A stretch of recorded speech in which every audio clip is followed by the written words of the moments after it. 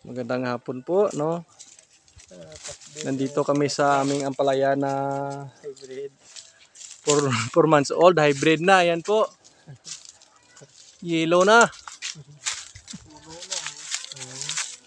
Puno na pa ba? Ito po yung epekto ng tag-init sa aming ampalaya.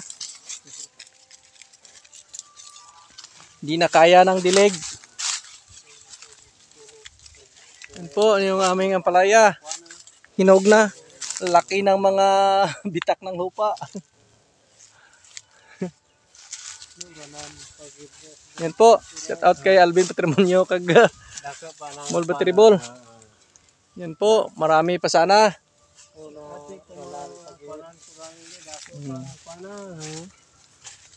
Okay pa yung bunga. Yan po. Oh. Okay pa. So, yan po, no? Ito yung bagong hybrid na ampalaya. Hinog. Grabe yung epekto ng init dito sa amin. Po. Napakainit ng panahon. Laki na ng puno. Po. Marami pa sana to. Dato bago ng bunga. Hindi. Duro. May mga maganda pang bunga. So, miksi, yan po. Hindi kumabutan ko lang yun.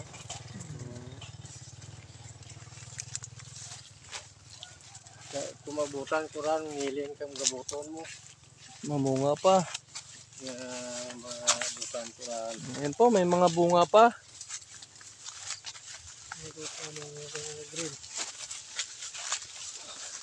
Tuyo na yung dahon. Ay, bunga. Yan po. Epekto ng tag-init dito. Grabe. Tanglad, kuha naman.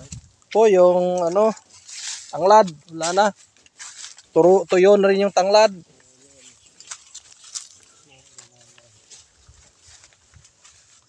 So, nakakalungkot na sobrang init. Ito yung problema namin, no. Napakainit. Hindi mo bunga.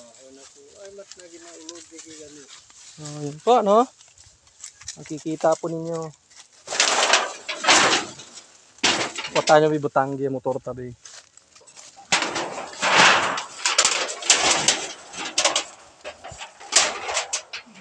Yun po ang aming ampalaya. Wala na. Tuyo na. Kung naulanan sana to, marami pa sanang bubungahin, kaso wala na. Tagtuyo na talaga.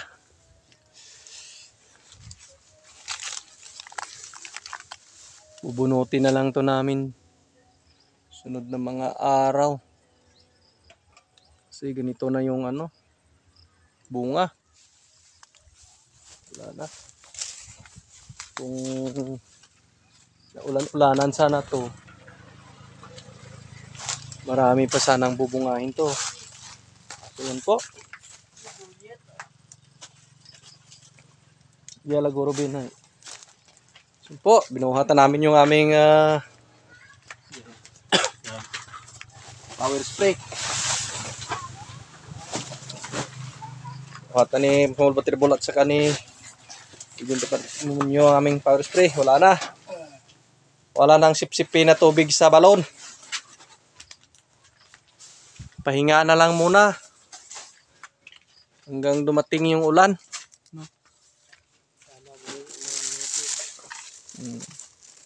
Wala tayong panalo dito. Ayan po, hinog na.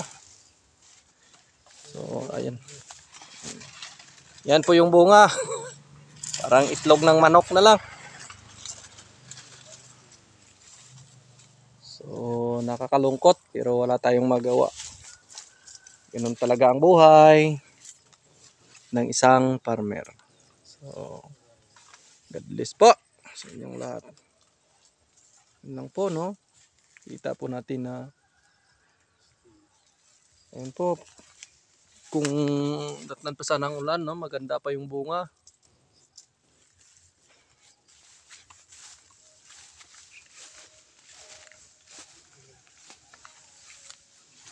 po. Yun po, maganda pa sana yung bunga. Kaso napakainit na.